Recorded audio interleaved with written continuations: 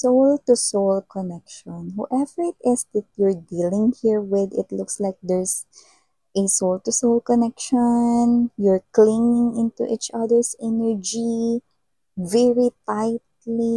Yung nakikita natin dito, no? Grabe ang inyong connection ng taong ito. But it looks like there's something here na parang nagbabother, no? Sa inyong dalawa. This is conflict right here. Might be issue or maybe there's something here. Let us find out other informations para, ma-resolve natin to. Okay? So, thank you so much, mga mahal, sa palagian ninyong pagtambay.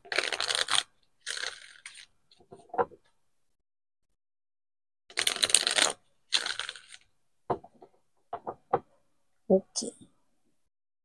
Let's go.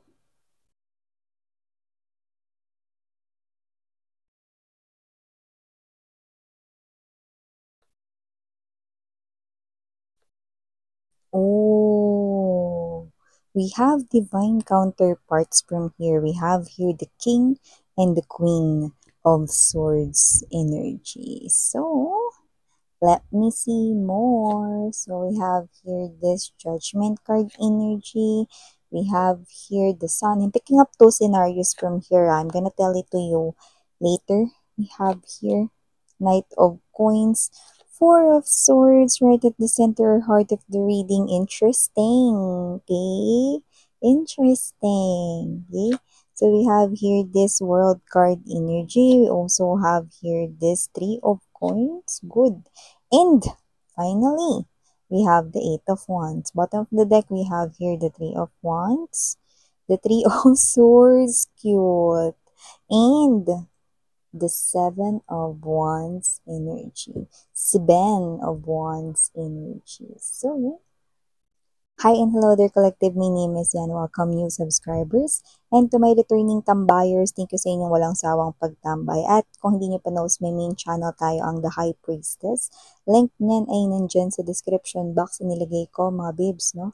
At dun sa ating main channel ay nag-upload po tayo ng daily collective readings for all signs. So, no matter what your zodiac sign is, you're free na makinig at manood, basta just take only what resonates.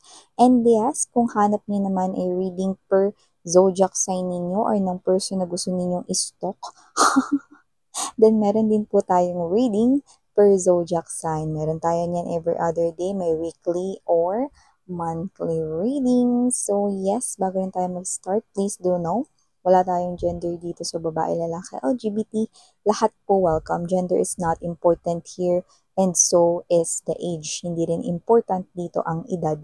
And also, no, may free will kayo na free nyong gamitin anytime, anywhere. Kung gusto nyo i-claim yung mga messages at gawing guidance, pwede. At kung ayaw nyo naman din, okay, it's your will as well. And please do know, no last but not the least, no timeless ng ating mga readings, meaning to say, pwedeng ito ay tapos na, nangyari na sa iba. So, iba naman nangyayari na ngayon. Sa iba naman ay mangyayari pa lang. Kaya naman, just take only what resonates. But I'm seeing two people right here. You are on the same page. With the Queen of Swords energy, King of Swords right here. No, you are both thinking. Yan. Iisa lang ang iniisip ninyo. Iisa lang din ang gusto ninyong mangyari. Pero, uulitin ko lang, iniisip pa lamang ninyo ito. Yan. Yan. Ano ba yun, Miss Yan, no? Pareho kayo ng iniisip, pareho kayo rito ng gustong mangyari, and excuse me, sword is a communication. So definitely, parehas po ninyong gusto itong pag-usapan, parehas ninyong gustong mag-communicate sa isa't isa. So yun lang mga babes, no? Tapos na yung reading. Tinapos agad. Finish na, Miss Yan. So, yun yung mga babes. Hindi pa, no? Stay put lang dyan, mga babes, no? Ito pa ang more informations for you. Sabi ko sa inyo kanina, I'm picking up two scenarios, diba? So, with this Judgment card energy, Sun card right here, no? Parehas kayo ritong gusto ninyong mag-usap. Parehas kayo rito ng saloobin ng taong ito, pero kagaya nga ng sinabi ko, hindi niyo yun nalalaman dahil wala pang nagsasalita. Parehas niyo lamang itong nasa isipan, iniisip mo, iniisip niya ay iisa. At nakikita ko dito na kung sino man tong energies na ito, na ito rin ang bagay na iniisip niya dito. One, dun muna tayo sa scenario number one. No? Pero parehas din yung gustong pag-usapan ito. No? Malamang, okay? Kung dito ka sa energy na meron kang iniisip na like or gusto mong guy, girl, or LGBT, of course, welcome din kayo. Meron kang taong gusto, then iniisip mo mga babes, no, kung ito ba ay ipapaalam mo sa kanya, like confession, no? Iko-confess mo ang feelings and emotions mo sa kanya. Will it work? Yan, no? Pag sinabi ko sa kanya, pwede ko na bang ligawan si Collective or baliktarin niyo na lang na parang kung kayo naman ay babae, no, pag sinabi ko kaya sa kanya, mare-reject niya kaya yung feelings and emotions ko, no, alin man kayo dun, you're thinking of telling your person directly that you like him or her, na gusto mo siya, no, but afraid na ma-reject kayo, no, so may ganong klase ng energy because hindi nyo alam kung gusto rin niya ba kayo or hindi. That's why you are thinking like that, no? With the Queen of Swords energy. But this is you, makakuha ka lang, no? These flags are signals right here. Makakuha ka lang dito ng signal or ng sign coming from him or her kahit na ano, na magbibigay ng go signal dito, no? Gagawa ka na agad ng movement na pakikipag-usap. So, nakikita ko dito, no, na whether you are a girl, boy, LGBT, you're thinking of expressing yung iba, pwedeng not directly telling that person na, hey, I like you, or gusto kita, no? Pero yung iba, yes, ganun yung gagawin para diretsyo na, no? Pero yung iba naman, pwedeng,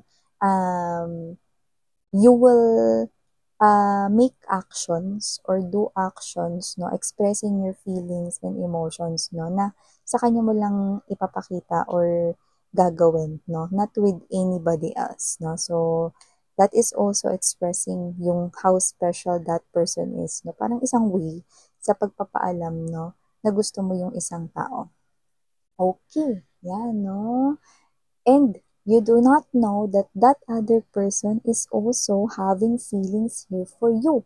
Iniisip niya rin ang eksaktong iniisip mo. Hindi niya binabasa ang isipan mo dito mga babes, kundi siya kasi ang iyong divine counterpart. So, wow!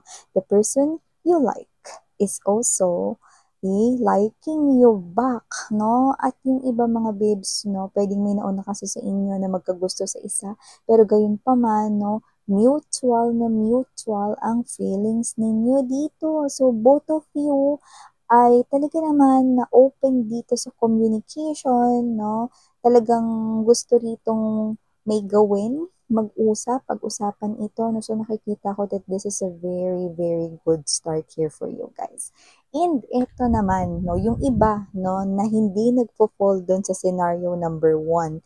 The second scenario that I'm picking up with the Judgment card energy, Queen of Swords, King of Swords, Ace of Swords, and the Sun card energy. Nakita ko rito, no, na posibleng kayong dalawa ay kayo na talaga. Okay? Pwedeng kayo ay may relasyon na para sa scenario 2, no? But the thing right here is not you're not talking, okay, right now. Okay? Maybe meron kayong misunderstanding or meron ditong nagtatampo sa isa, no? At nakikita ko dito that you're not really, showing actions like hindi kayo nagte-text, nagchat sa isa't isa, no? Pero parehas ninyong gusto ng mag-usap dito. You're missing your person, you miss yung kanyang mga tawag, text, chats sa inyo. You miss your person's presence kapag kayo ay magkasama, bonding moments, date, no? Or sinusundo, hatid, no? May ganong klase ng energy, no? And that person is also feeling the same way. Your person is missing you as well. Yun yung nakikita natin dito mga babes, no? Your person, nasa isip niya rito na kausapin na rin kayo, no? Kasi hindi niya na rin ito kaya. Yan, no? Parang di ko yata kaya. Yan o. Jeza. Hindi niya kaya rito, no, natanggapin, mga babes, no, na hindi kayo nag-uusap ngayon, no. Pero ang nakakaloka yung iba mga babes, no, ilang araw pa lang ito pero parang miss na miss niyo na ang isa't isa at parang naging wala na lang dito yung pinag-aawayan ninyo. But both yang ganyang sinasabi ko ay hindi nyo nalalaman, no? Pero parehas ninyong gusto ng mag-usap ng iyong person right here, no? Yun ang nakikita ko dito. Hindi na importante kung anong pinag-awayan ninyong dalawa para sa inyong dalawa, basta namimiss ko siya, gusto ko na makipag-ayos, gusto ko nang kausapin siya, gusto ko nang mag-usap kaming dalawa, but with this Knight of Pentacles energy, Six of Swords, ang cute. Kasi kahit na parehas ninyong gustong i-heal ang inyong connection, no? You're coming pretty slow dito, no? So, nakikita ko dito na parehas kayong gumagawa ng paraan pero you're both taking it slow. Why? Kasi iniintay ninyo, no? Paano pag siya yung nauna? Siya na lang kaya mauna? Nagkakahiyaan dito. Wala kayong alam parehas pa yung kinikilos nyo rito. Ano ba nangyayari rito? Kapbal ba kayo ng tadhana? Kaya ba si Julio at Julia na pinapanood ko nung ako ay elementary pa lang? So, yun yung mga babes, no? Kung sino man itong mga energies na ito, you're both acting cute.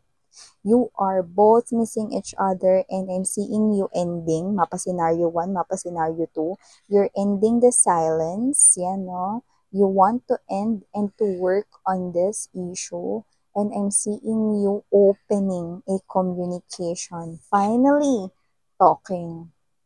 If you fall from scenario number 1, confessing of emotions and feelings, no? At tuloy na ito, no? At magugulat kayo, no? Na pag may nauna, sino man ang mauna dyan, no? Gusto din kita. Wow! That's the very sweet and almost nakikita ko magtitiri eyes yung iba sa inyo because you do not expect that this person also likes you back because what you expect more is that this person here will reject your feelings right after mo umamin sa kanya, but you're wrong. Because the thing here is you do not know that he or she also feels the same way for you. Parehas kayo ng nararamdaman, no? So, nakikita ko dito ang hashtag tagumpay sa inyong connection. And for naman, sa atin dito, no, na mga lovers na talaga, like you are already in relationship with this person, the first thing na pwedeng halos sabay nyo rin banggitin sa isa't isa o magsabay pa kayo, ang pinakaunang babanggitin nyo sa isa't isa ay sorry. Yan, no? Regardless kung sino yung may kasalanan dito or hindi yung may kasalanan, nakikita ko dito, sorry. Sorry yung unang lalabas at yung iba halos magsabay pa kayo dyan, no? Sino man yung may kasalanan, di na importante, no? Parang ganito, sorry, pagkasabi mo ng sorry, sabay rin siya na magsasabi ng sorry sa'yo dito, sorry babe, hindi ko naintindihan, inuna ko yung pagiging makuda ako dito kaysa pakinggan ka. Sorry babe sa nagawa ko kung na-misunderstood mo yon. So, you are both saying sorry and then right after that, no, kiss and make up ito. No, meaning to say, magkakaayos kayong dalawa, back to that lovey-dovey stage, no, like, very fresh and more sweeter, no? More na nga sweeter pa, 'di ba? More yung inyo ritong pagiging sweet sa isa't isa, no? So, nakikita ko dito 3 of Wands energy, 3 of Swords. Ang cute, no? 7 of Wands. Nakita ko dito na kakalma na ang inyong situation and you are like a child na parang, I missed you, ganyan, no? If you're already in a relationship with this person, and if this person here is someone na kakakontes mo ng emotions and feelings, no? Alam mo yung pumipikit pa yung mata mo, tapos yung kilay mo, no, is parang salubong na parang, alam mo, natatakot ka sa i-react niya rito pagkasabi mo ng gusto mo siya, no? Pero everything will be calm. Everything will flow smoothly, no? Nang hindi mo ine-expect, no? So, ang ganda ang nakikita nating result rito or outcome, no? So, nakikita ko that this is something here na talagang mangyayari, no? Dito, 4 of Swords energy. Healing, that very comfort feeling, no? Na parang, alam mo yon mga babes, no? Pwede ka nang matulog ng mapayapa. sa gabi, no? If you fall sa scenario number one, you feel more love, okay? Because this is you, no? Diba? Tell me the feeling, no? Na gusto ka rin ng taong gusto mo. Very, very good talaga sa feeling yan. And yung hindi kayo nag-aaway ng person mo, someone tells you good night before you go to sleep with shosho, or kiss emojis, or a lot of heart emojis, diba? Or hearing his or her voice telling you good night, my love, or whatever. See? Very calming state of energy is what you're heading, mga babes. So, these are all the messages I've got right here for you, sweethearts. Thank you so much for your time here, babe. And again, I'm Yan, Sarang Hiya, Love in Light. Annyeong.